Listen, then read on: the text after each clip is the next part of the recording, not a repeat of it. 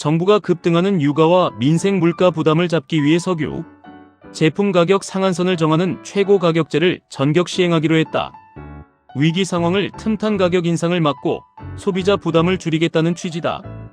구윤철 부총리 겸 재정경제부 장관은 13일 정부 서울청사에서 열린 민생물가 특별관리 관계장관 TF 4차 회의에서 13일 0시부터 정유사의 공급가격 최고액을 지정한다고 밝혔다. 정부가 설정한 가격 상한선은 보통 휘발유 리터당 1,724원, 자동차용 경유 1,713원, 실내 등유 1,320원이다. 구 부총리는 정부는 위기 상황을 틈탄 과도한 가격 인상에 단호히 대응하고 소비자 부담을 완화하기 위해 석유 제품 최고 가격제를 시행한다고 설명했다. 이어 중동 상황과 국제 유가 흐름을 면밀히 살펴보면서 2주 단위로 최고 가격을 다시 지정할 계획이라고 덧붙였다. 정부는 가격 상한제가 시행되는 과정에서 공급 축소나 판매, 기피 같은 부작용이 발생하지 않도록 관리도 강화하기로 했다. 이를 위해 매점 매석 금지 고시를 함께 시행하고 현장 단속을 확대한다는 방침이다. 구 부총리는 정유사는 수급 불안이 발생하지 않도록 충분히 공급해야 하며 주유소는 정당한 사유 없이 판매를 기피해서는 안 된다고 강조했다. 또 정부는 매점 매석 신고센터를 운영하고 현장 점검을 강화해 가격 상한제가 제대로 작동하도록 관리할 계획이다. 법 위반이 적발될 경우 시정명령은 물론 형사처벌 등 강력한 제재를 적용한다는 입장이다. 이날 회의에서는 식품가격 안정대책도 함께 발표됐다.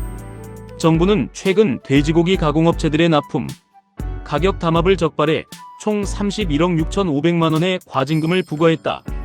현재 조사 중인 밀가루와 전분당 업체에 대해서도 상반기 중 제재를 확정할 방침이다.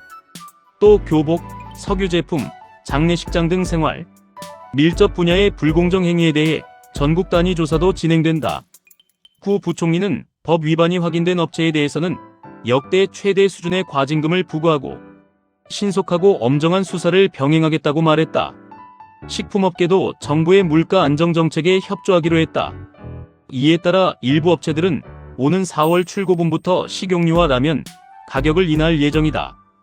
정부는 물가관리 강화를 위해 민생과 밀접한 23개 품목을 특별관리 품목으로 지정했다. 쌀, 돼지고기, 계란, 고등어 등 핵심 먹거리 13종과 건물 관리비, 통신비 등 서비스 5종, 세탁, 세제와 의약품 등 공산품 5종이 포함됐다. 정부는 이들 품목의 가격 흐름과 유통 구조를 집중적으로 점검하고 필요할 경우 추가 품목도 지정할 계획이다. 한편 정부는 최근 사회적 문제로 떠오른 공연, 스포츠, 경기 암표 거래에 대해서도 강력 대응 방침을 밝혔다. 구 부총리는 암표 판매는 중대한 범죄 행위라며 민관 합동 특별 단속을 실시하고 판매 금액의 최대 50배 과징금을 부과하는 법 개정도 차질 없이 준비하겠다고 강조했다.